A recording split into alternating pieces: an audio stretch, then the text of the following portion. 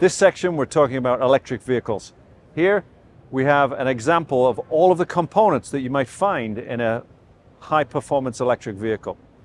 Also showing where gallium nitride and silicon carbide play to provide premium performance. In an electric vehicle we have an AC input, in this case from the plug, coming through to an onboard charger or OBC. In this case it could be gallium nitride or silicon carbide if it's 400 or 800 volt battery.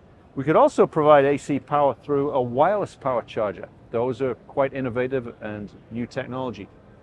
Once you've got the 800 volts or 400 volts, you still have 12 volt legacy solutions like seat motors or navigation systems. So we have a DC to DC converter. Again, could be GaN or silicon carbide depending on the voltage.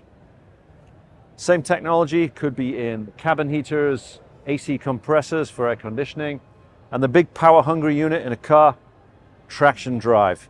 This could be 100 kilowatt plus, using silicon carbide technology to provide maximum torque for the drivetrain. One new feature about electric vehicles is we're now looking at bidirectional charging. So not only charge the car and use the energy for transport, but use the car as an energy backup for your home if the mains AC power goes out.